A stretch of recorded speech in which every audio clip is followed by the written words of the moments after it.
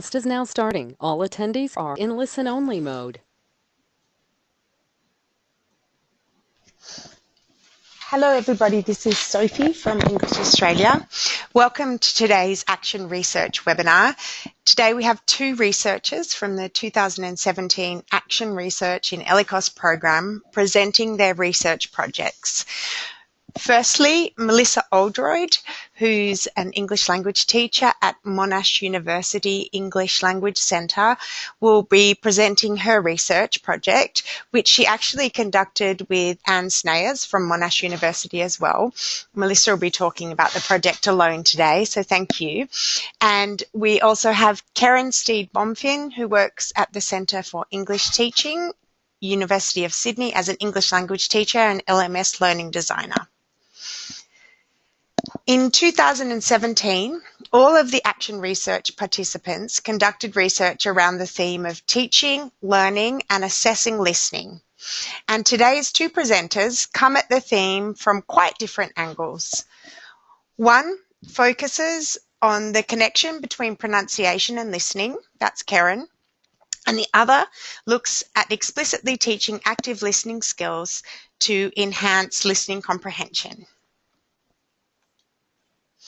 The aims of today's webinar are twofold. Firstly, it's an opportunity for these two researchers to share their work with the ELT community. And secondly, English Australia has just launched the 2018 call for expressions of interest in the Action Research Program. And we thought that people interested in participating in the program in 2018 might benefit from hearing about the program firsthand from some of our researchers who participated this year. The research theme for the 2018 Action Research in ELICOS program is Connecting Students to the Outside World. And before we continue, I'd just like to thank our partner in the program, Cambridge Assessment English. So the program is administered by English Australia and run in partnership with Cambridge Assessment English. So during today's webinar, Keren and Melissa will present their action research projects. At the end of each of their sections, you, the audience, will have an opportunity to ask specific questions about their projects to them. Then, once both presenters have finished discussing their individual projects, we're going to open up the floor for more general questions about the English Australia Action Research in ELICOS program. So I think without further ado, I'll invite Melissa to begin speaking about her project. Thanks, Melissa. So, thanks, Sophie. Good afternoon, everyone, and thanks for joining us. In my presentation, I'd like to first explain the action research that I did this year with my colleague, Anne Snayers, and then show a few sample activities that we did. I'd like to begin by pretending for a moment to be two international students having a discussion about how to protect endangered animals. I think we should protect endangered animals by building more nature reserves, because then they have a safe place to live. Yes, I agree.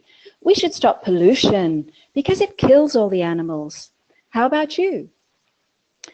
Does this sound familiar? So we have a statement of opinion and an entirely unrelated response.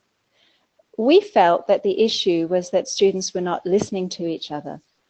So we decided to ask them a question. Just going to change slide here. Okay, I can see where to change slide. Yep. So we asked them a question. If a tree falls in a forest and no one is around to hear it, does it still make a sound? This question is an ancient riddle. The scientific view is that a falling tree makes waves in the air, but to make a sound, it takes an ear to hear it. The students were undecided about this, so we followed up with a second question. Oh, sorry, I've jumped forward. I'm going back. We followed up with a second question. If a person speaks and no one listens, is there really communication? The students were unanimous on this one. No.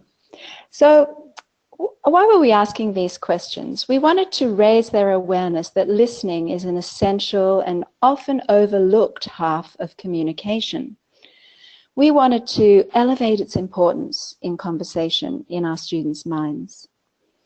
So why does it matter so much that students get really good at this participatory listening? Well, it impacts their ability to connect with others, both inside and outside the classroom. And how we hold a conversation, it's a cultural thing.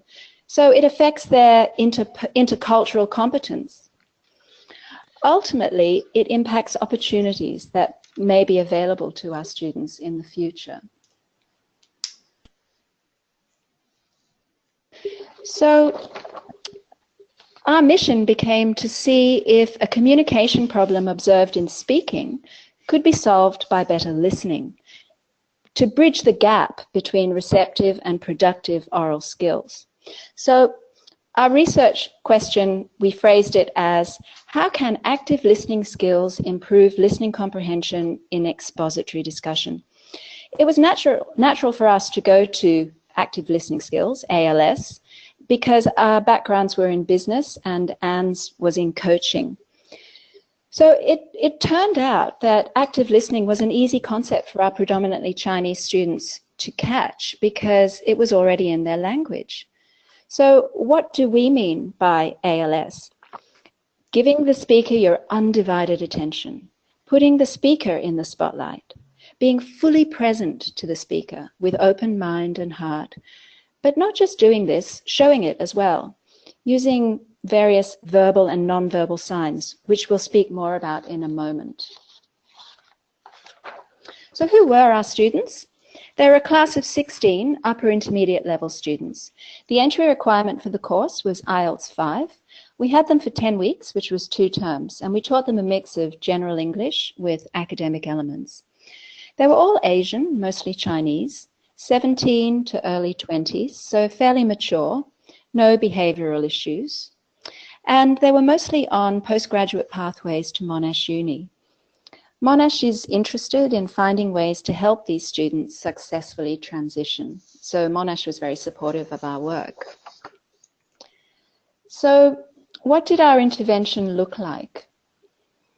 We had them for 10 weeks, as I said, so we had one action research cycle of 10 weeks. Each week we focused on a particular active listening skill and used various interactive activities to teach the skill, which we then integrated into regular discussion practice in the curriculum. The skills were progressively built and reinforced. So week 1, we introduced them to the concept to get student buy-in. Week 2, we focused on non-verbal signs of active listening, including smiling, nodding, eye contact, and back channeling. Week 3, echoing, restating, repeating key words of the speaker. And then the next 2 weeks, we did paraphrasing for 2 reasons. Paraphrasing to check meaning and paraphrasing simply to build rapport. And finally, questioning and commenting to build on the speaker's idea and drive the conversation forward. So no doubt you're looking at this and thinking, that looks pretty familiar, because we often do tell our students about these things. But the difference here was that we decided to train them in these strategies step by step, because telling, we decided, was not enough. So the shift was from the question, what tools do we need to teach them, to how can we help them use the tools available to them? And the ultimate aim was that they would use each other as a scaffold and resource to help decode meaning. So data collection. So for our research, we ran 3 surveys, one at the beginning, the middle, and the end. The initial survey had the purpose of the students self-assessing their listening comprehension. And then the middle and end ones were for us to monitor changes in their perceptions and confidence. We also got the students to do video and audio recordings of their conversations, and in some cases transcribe those conversations, self-assess them for ALS, and then re-record to improve. We also kept reflective journals, the teacher did, and the students. We made weekly entries in our reflective journals on our learnings. We also collected the assessment scores from the mid-course speaking assessment and the end-of-course speaking assessment, and we compared the results for our class with the rest of the upper intermediate cohort. We also did a bit of a case study where we tracked one of the weaker students in our class to see if his participatory listening improved at all.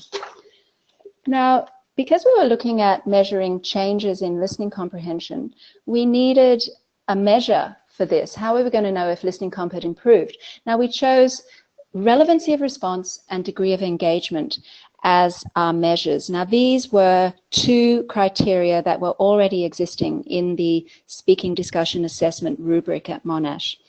So we didn't see any change, any improvement in relevancy of response, but we did see an upward trend, a marked upward trend in engagement, the degree of engagement for our class between the mid-course and end-of-course assessments. Now, as far as comparison with the rest of the cohort goes, you can see that our class is blue and the other classes were red. And on the left here, we've got the average scores for the mid-course and end-of-course assessment. Now, you can see that our students in the mid-course assessment are initially weaker on average than the rest of the cohort. But by the end-of-course assessment, 10 weeks later, they'd caught up, and the average for our class had improved, matching on a par. For the median, we found that our class had a lower initial median than the rest of the cohort, but there was a dramatic improvement from about 72% to 80% for the median score. And our class was 5% higher than the median for the rest of the cohort by the end of the program. So what this told us was that the strong top half of our students were 5% stronger than the rest of the cohort, the top half of the rest of the cohort. So what were the students' perceptions of changes in their abilities? In the initial survey, 50% of the class rated themselves 7 out of 10 or higher for listening comprehension and discussion. By the end of the 10 weeks, that had gone up to 75% rating themselves 7 out of 10 or higher. One of the main reasons that students gave for discussions not going well was not understanding each other and not knowing what to do when a comprehension breakdown occurred. So by the end of the program, we saw a 60% increase in confidence in handling comprehension breakdowns. There were other collateral benefits. We found that our class became more active, more interactive with each other and with the teacher. There was more real communication going on. They were more motivated, and we realized that we were not just teaching them English skills, but developing them personally. We were teaching them cultural skills, interpersonal skills, life skills, developing them as human beings, a more holistic approach. So what was the difference that the application of active listening skills made in our classroom? We believe that we observed a virtuous circle of learning. With the students really tuning into each other in discussion, it generated an affective involvement between them, a kind of interpersonal solidarity between the interlocutors. This increased their motivation and gave them freedom to speak without fear of making mistakes. The output from the speaker was pushed by feedback from the listener. There was a mutual negotiation of meaning, which changed our discussions from a boring class exercise to a more real, lively and enjoyable conversation in the L2. So how did the students describe their ALS journey? Well, we've got a couple of quotes here. They, speaking and listening, will affect each other. When listener got a good listening and give a feedback of good understanding and interests the speaker, will perform well and vice versa. I think the speaking is the area of greatest improvement for me. 10 weeks ago, I felt nervous when I talked to the people who I was not familiar with, but now I can be a confident person to communicate with other people. And so it was very gratifying for Anne and I to see the students make the connection between speaking and listening, and to see them feeling so much more confident and empowered. So I'd just like to finish with a few sample activities, just to give you an idea of what you can do to make this happen in your own classroom. So to initially elicit from the students possible signs of an active listener, we played a game with them called the Terrible Friend and the Excellent Friend. So we broke the students into groups of 3. Student A shares a problem. Student B is a terrible friend. Student C is the observer. So after they have a little conversation, we then have class feedback and say, well, what was it like? What did student B, the terrible friend, do? What did C observe? Did C observe any body language, any eye contact, any back channeling? And then we move on to round 2, the excellent friend. So again, groups of 3, A shares a problem, but this time B observes and C is an amazing friend. So class discussion, follow-up, what did C do to be an amazing friend? What did you observe? So what's the effect on A when she shares her problem if C is really listening? So a further follow-up activity that you could do here is show them some YouTube clips of interviews or conversations and get them to analyze how people are showing interest, what they're doing specifically. So a major part of active listening is reflecting or mirroring the speaker. And mirroring the speaker can be done with body language. So mirroring body language happens subconsciously in a conversation when there's a positive connection between people. But because people are drawn and attracted to what's similar, you can actually consciously use it as a technique in conversation to build rapport. So you can practice mirroring body language. We can also reflect words. So this is the echoing, the ALS skill of echoing. So essentially, all you're doing is repeating, restating the keywords of the speaker. So how is this boy going to echo this girl? I think I love you. Love me? So just repeating the keywords, simply to show that you heard, that you're listening. And then the other aspect of reflecting, you can reflect ideas. So this is not to check meaning. This is paraphrasing, not to check meaning, but paraphrasing to simply build rapport and show comprehension. So this girl says, Melbourne is known as the architectural capital of Australia. How is the boy going to reflect that? So I can see lots of interesting buildings there.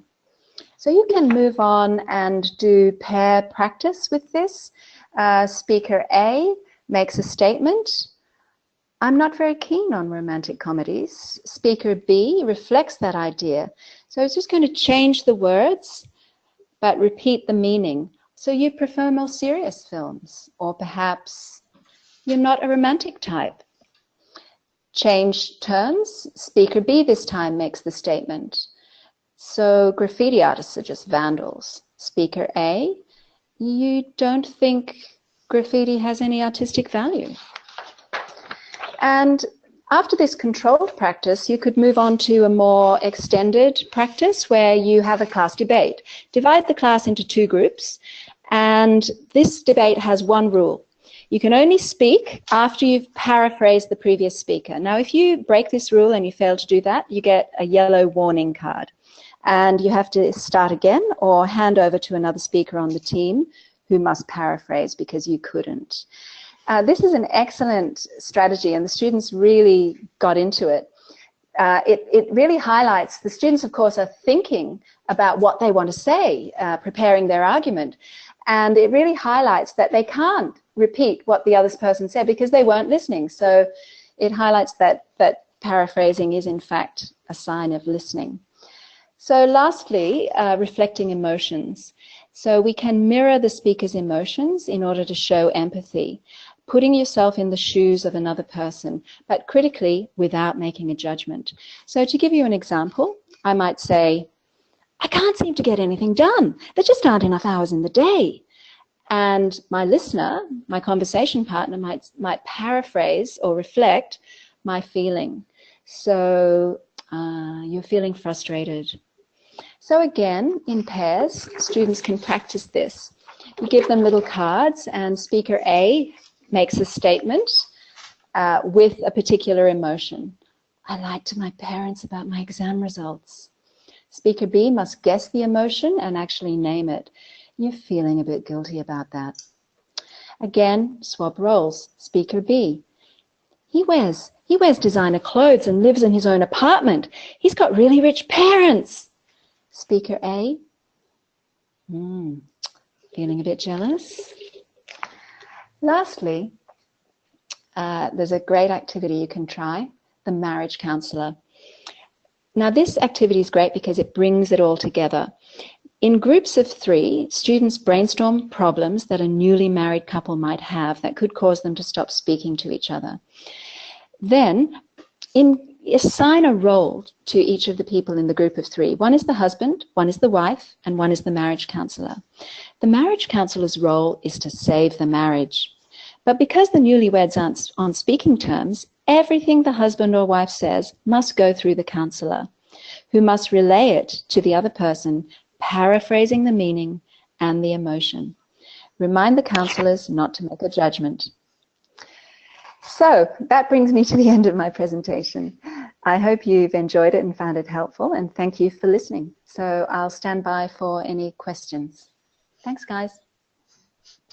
Okay, so if anybody has any specific questions about the project for Melissa or any other questions for Melissa, can you just type them into the chat box or the question box?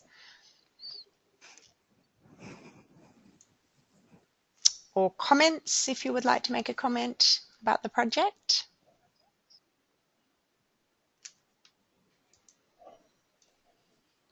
Just wait for them to come through if there are any questions. Sometimes they take a minute. Mm-hmm.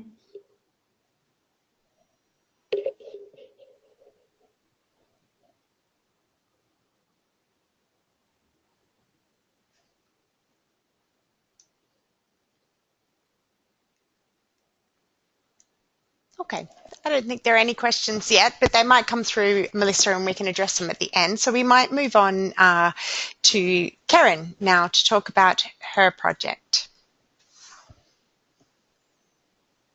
Thank you, Sophie. Hello, everyone. My name is Keren, and I'm from the Centre for English Teaching at Sydney University. And I'm just trying to change the Yep, you got it there. PowerPoint. Yeah. Got it? Ah, yes. Okay, now I need to go back. Okay. All right, so I'm going to talk to you today about my research project, which was called How Can Teaching Phonological Awareness Impact Students' Listening and Note-Taking Skills? So today I'm going to talk to you, I'm going to begin by talking about the background to my research. Then I'm going to talk about the context and the participants. Then I'll move on to the action research class assessment that I wrote. Then we'll talk about class content, then data collection and analysis, reflections, and finally, any questions that you might have. So let's move on to background to the research. I'd like to introduce you to Maggie. Maggie is a typical student that we have at the Centre for English Teaching. She is on our direct entry course, otherwise known as DEC. This is our University Pathways program. Now she's on the longest of our DEC programs, which is a 36-week course, and she will have come into that course with a DEC, with an IELTS score of either 5 or 5.5. She's Chinese. The vast majority of our students are Chinese. She's 22 years old. And after she finishes the DEC course, if she passes, she's going to be doing a master's in commerce at the university. And finally, she hates listening and note-taking skills. She says about them, I always lose many important information and write wrong words because I'm not sure about the pronunciation, so I want to improve. Now, Maggie also represents a certain student that I see in my classroom quite often.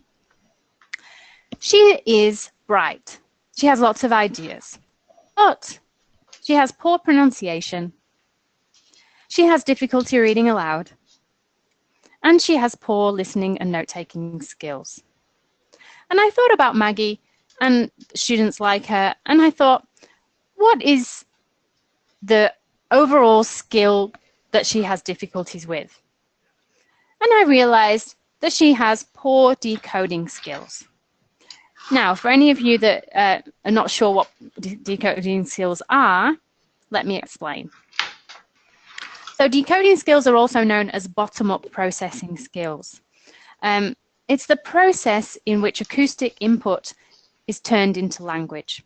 So we hear an acoustic sound and we turn that sound into syllables, then into words, into chunks, and then into meaning. And you can see this expressed in this diagram from John Field's book from 2009. Okay, so I thought about how I could teach Maggie and students like her decoding skills. And I decided to teach them phonological awareness. Now, phonological awareness is not a term used very often in the English language teaching industry. However, it is used a lot in speech-language pathology and in literacy, in the fields of literacy and speech-language pathology. Now, I completed a master's degree in speech-language pathology several years ago, so that's how I learned about this skill. What is phonological awareness? It is the purposeful ability to attend to and manipulate the sound structure of spoken words at the syllable, onset rhyme, and phoneme levels. How is this different from teaching pronunciation? Well, I'd say there's more of an emphasis on syllables. There's more of an emphasis on consonant clusters. And you can see in the definition at the top, it says onset rhyme. So onset rhyme is describing the beginning and the end of syllables, which are often consonant clusters. There's more of an emphasis on rhyming. And also it includes linking phonemes to graphemes, so linking the sound to its letter form. So who did I teach phonological awareness to? At the time of the research project, I was only teaching a day and a half here at CET. And so I decided to run extra classes to do the action research. So I called these extra classes Learning to Listen to Sounds. Now my formatting's gone a bit funny, but hopefully you can see. So there was, in these classes, there was a pre-course assessment, followed by 10 classes, and then they did the assessment again at the end. Now, in order to get students to join the classes, I went into the 4 Deck 36 classrooms and I talked to them about my research. And in the end, I got 39 out of the 54 Deck 36 students volunteering. So what I did is I assessed those 39 students and I put them into 2 different cycles. So I had 2 cycles and each cycle had different students. But the abilities of those students were mixed. So cycle 1 lasted for 6 weeks. There were 16 students who completed it. 15 of them were Chinese and 1 was Saudi Arabian. In cycle 2 lasted 8 weeks. 12 students completed and there were 12 Chinese students, so they were all Chinese. There was also a third research group, which has gone off the bottom of the slide a little bit, but the third research group was the non-research group. So these were the 15 students that didn't express interest at all at the beginning of the research process. Now, these were, all but one of these students was Chinese. Now, the reason why I'm mentioning these students is I compared these students' results in DEC assessments with my research students as part of my data collection. Okay, so let's move on now to talk about the assessment that I gave the students. So I used an assessment hierarchy. There were 6 tasks in total. The first task was an auditory discrimination task. This was like a minimal pairs task where the students listened to one word and they had to circle it. So for example, the audio might have said sheep in this example, and the students would have had to circle sheep instead of ship. The second task was a syllable structure dictation task, where I dictated simple syllable structures which got more complex. So you can see in that example there, ray, pray, spray, sprain, and strained. The third task was a rhyming task. So I dictated a word and the students had to write down 2 words that rhymed with that word. Then there was a non-word dictation task. This is very common in speech-language pathologies to assess using non-word dictation. Obviously, that eliminates any prior knowledge that the students will have had when they do an assessment. So when I did this task, I started off with a simple 1-syllable word, and I went up to more difficult words. So the most difficult word was called sprindapilling, which no students got right. Task 5 was an academic word list dictation, again starting off with a short word and running up to more complex, longer words. And the final section was a simple sentence dictation. So that was the assessment. Let's move on to the class content. So in the classes, I also used a hierarchy. Each class had 3 sections. So they began with either a mini test or a homework check. Then there was a focus on sound section. And then there was a focus on letter-sound relationship section. Let's talk about 2 and 3 in more detail now. So the focus on sound section was a hierarchy. Okay, so I began by teaching sounds in isolation. So I used the phonemic chart, and I taught them the phonemic chart, and I taught them the mechanics of each sound. Then I moved to syllables, rhyming, word stress, consonant clusters, linking sounds between words, contractions, sentence stress, and weak sounds. Now, I didn't have a lot of time, so a lot of the content was me talking. I used a PPT, and I taught the students the skills, and then they practiced using different activities. So some of the activities I used were categorizing activities. So, for example, they might have categorized word stress patterns. They also categorized homophones and non-homophones. And other activities were, for example, tongue twisters I used, and limericks. Those kinds of activities. Okay, so let's move on to the second section, which was let's focus on letter-sound relationships.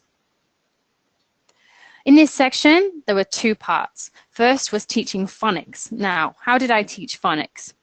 I used phonics cards that I had received when I completed a 2-week literacy course called Spalding. Now, Spalding is used in lots of primary schools in the US and in some primary schools here in Australia.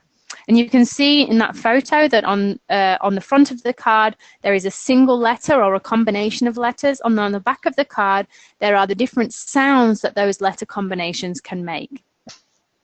Now, in order for the students to learn these combinations, what I did was I converted these cards into flashcards using the app Quizlet, so the students could practice them at home. The second section of the letter-sound relationships was spelling sound rules. Again, I took these from the Spalding course. There were 7 altogether. An example would be the magic E. Some of you may have heard of the magic E, otherwise known as the bossy E, which primary school children learn. That was one of the spelling rules that I taught. Okay, so let's move on to data collection. So there were a number of assessments I used to collect data and compare. So the first was the assessment that I just told you about that I wrote myself, which was the Action Research course assessment. I also assessed the DEC 36 diagnostic listening test. So this was part of their normal course. It happened at the beginning and the end of the DEC 36 course. It was an IELTS style course, assessment. The third assessment I looked at was the DEC listening and note-taking assessment. This happened 3 times, and it ran into the next course, which is DEC 25. Now the formatting's gone funny again, so I'll read it from the bottom. You can just about see it. So other data I collected was from questionnaires, focus groups, and individual interviews with several students. Okay, so what were my results? So in terms of the questionnaire showed that students' perceptions of their own listening skills improved during my course. You can see in this graph that the blue was before the course, or before cycle 1, and the red is after cycle 1. And you can see that before the course, most of the students had no or little ability, little confidence in their own listening skills. And then after the course finished, they had some confidence in their own listening skills. Okay, so what about the assessment results? So with the Action Research course assessment, it showed that the students that had done the course improved more than the students that hadn't. So you can see in this table, this assessment was given at the end of cycle 1. So the cycle 2 students hadn't done my course yet. The cycle 2 students improved by 17.25%, whereas the cycle, did I say cycle 2? I mean cycle 1. Cycle 1 students improved by 17.25%, and the cycle 2 students improved by 11.28%. So there's a difference between the two. Then there were the DEC 36 diagnostic assessment. Again, the students that completed the research course improved more than the students that didn't. So you can see in this table that cycle 1 students improved by 29.62%, whereas the non-research students improved by 19.56%. So over more of a 10% gap. The cycle 2 students had actually only just started my action research classes by the end of DEC 36, so they'd only improved by 13.82%, but that doesn't really affect my results. Okay, what about the listening and note-taking assessment? So this is the important one for me because my research was looking at listening and note-taking skills. So you can see from these graphs on the left-hand side is the DEC listening and note-taking assessment results, so the listening as results. And in blue is the non-research students. So you can see they improved overall, they improved a little bit throughout the course, throughout this period, whereas if you can see the red and the green, they actually improved a lot more. To give you the statistics there, the non-research students only improved by 9.38% overall, whereas the cycle 1 students improved 63.54%, and the cycle 2 students improved by 48.92%. There was quite a big difference, therefore, between the non-research students and the research students.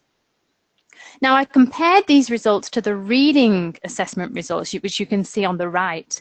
Now, the reading assessment results were the reverse. So the non-research students actually did better, improved more in the reading assessment than my research students. Now, does that tell you that those students who didn't volunteer for my listening course were more concerned about their reading and did more self-study in reading? Maybe. And vice versa, right? My students were also more concerned about their listening, so they volunteered for my course. Okay, let's move on to look at the results for other skills. Let me just go back slightly. Okay, so there were also improvements in the students' perceptions of their own pronunciation skills through the course. So you can see in the blue, before the course, most of the students had no or little confidence in their own pronunciation skills, whereas by the end of the course, most of them had some confidence. And then there were also some students that said that they felt that their reading and writing skills had improved because of the course, which makes sense because there was a phonics element to the course. Two comments that I received through the questionnaires were, when I see an unknown word, I can sound it now. And I gradually know how to spell the words when I listen, even if I didn't memorize the words before. Okay, so let's move on to my reflections. So I think my results were really quite promising, although of course there were multiple factors involved. I should mention that these students at Deck 36, most of them had arrived in Australia at the start of Deck 36, so they were bound to improve quite a lot early on. But that doesn't account for why the listening scores were so much better. I think my my action research results support views that suggest that decoding skills should play a larger part in listening programs. So researchers such as Field argue this. And currently at CET, the DEC program and our general English programs are being redeveloped.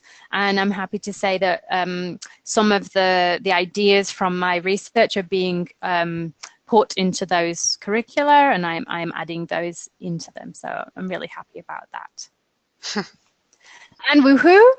Woohoo for several reasons. One, that there has been a lot of work involved in doing the action research, so it's over. I can take a bit of a break. But also because I think the action research was really rewarding, and it confirmed to me that when I do go in the classroom and I teach, that I can actually make a difference. And also it gave me an opportunity to kind of do more in the areas that I'm really interested, which is, you know, pronunciation and connecting speech pathology and English language teaching together.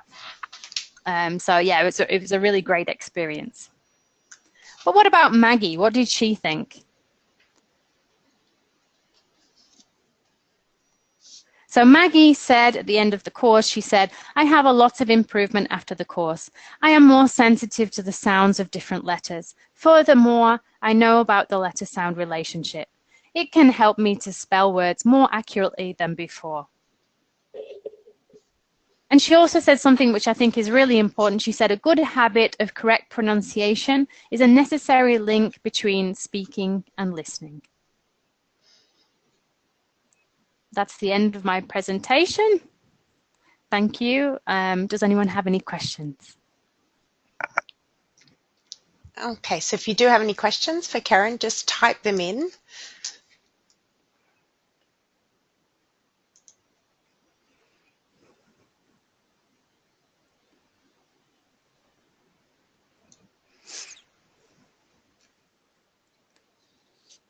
Okay, just while we're waiting for any questions or comments to come through, I'd just like to congratulate both Keren and Melissa, and Anne, Melissa's partner, because the Action Research Program has an award at the end of the program called the Action Research in ELICOS Award, and the judging of that is based on the research reports that the researchers submit at the almost end of the program. And Keren was actually the winner in 2017, and Melissa and Anne were the highly commended winners. So congratulations to you both. Thank you. All right, I don't know if there are any questions for Keren. Someone had a comment that came through for Melissa a little bit late. Melissa, Nick has said that it sounds interesting. I'll have to read your article when it comes out in the Cambridge Research Notes and have a go at applying those techniques. Thanks, Nick. All right. So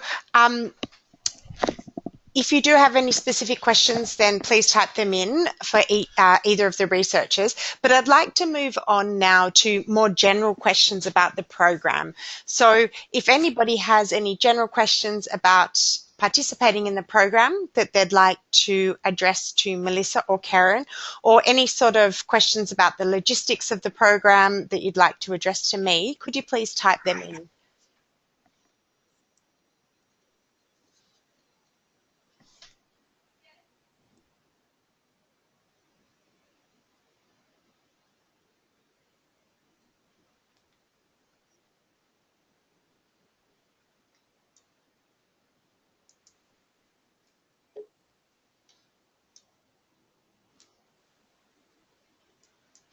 Okay, I can't see any questions coming through.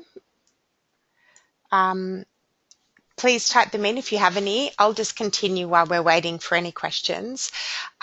Just to wrap up, I'd like to reiterate that the expressions of interest for the 2018 Action Research Program are now open, and they'll need to be submitted to English Australia by the 2nd of February 2018.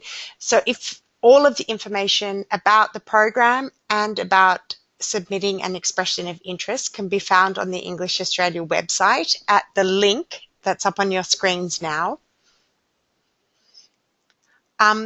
Also, on that same webpage, you'll find another webinar which was hosted by Professor Anne Burns, and Professor Anne Burns is the key reference person for the program, and she accompanies the researchers throughout their research projects and their research journeys, and runs the workshops with English Australia and Cambridge Assessment English. And she has hosted a webinar where she talks about the action research process and about the program and the different milestones throughout the program. So I definitely recommend watching that webinar, which is up on that web page. Another thing which we've included this year for people who are interested in applying for the program are example expressions of interest from previous year's programs, so that you can see the sort of tone and the depth that you need to go into in developing your idea for the expression of interest. And then finally, if you'd like to know more about the previous year's programs, again, on the English Australia website, you can find summaries and also the Cambridge Research Notes reports that all of the researchers wrote on the English Australia website. Okay, I can't see any other questions that have come through. Before we finish, Keren or Melissa, would you like to make any comments? I'd just like to say that if anyone's considering doing the action research, it is so worthwhile having a go at it. It's absolutely, it's kind of like a professional epiphany where you really feel yourself renewed as a professional who, as Keren said, you know, you can take an action and see the difference that it makes. And it makes you feel much more in control and less of a technician delivering other people's curricula and more of a professional. So if you're thinking about it, don't hesitate, because it really has been one of the most rewarding professional years of my career, actually, and you're very well supported. I think teachers might feel some fear about doing research, but there's no need to be concerned that you're on your own. Anne Burns makes herself very available, and so does Sophie, and the workshops progressively build. And all the support that you need is there. Wouldn't you agree, Keren? Definitely, yeah. I completely agree with what you said, Melissa. And on top of that, I think it's been really interesting that we get to meet each other. So Melissa and Anne and two other participants live in Melbourne, and there were two other participants from Wollongong, and then 4 participants from Sydney. And it was just great that we could get together on 3 separate occasions, and we got to know each other. And I think we, you know, the experience was richer because of meeting each other as well. And yeah, as Melissa already said, Sophie and Anna are excellent, and they're very supportive of us going through the program. So it was just, yeah, it was just a really fantastic experience. And we get to go to the English Australia conference, which is a great experience in itself, but you can learn a lot from that too. That's right. Yeah. Okay, thank you for those comments. All right, there's one question that's just come through regarding ethics approval before submitting the expression of interest. So I'll contact you directly about that. That's probably something that I'll have to run past Anne and get an answer for. And apart from that, I think that's it. No other questions. Okay, well, thank you everybody for joining us, and thank you to our two presenters today. It's wonderful for us to hear about the projects and to, you know, for you guys to be able to spread your knowledge that you gained throughout the year with the ELT community. So thank you very much. Thank you, Sophie. Thanks for asking us. Okay, bye. All right, bye now. Bye. Bye. Bye-bye.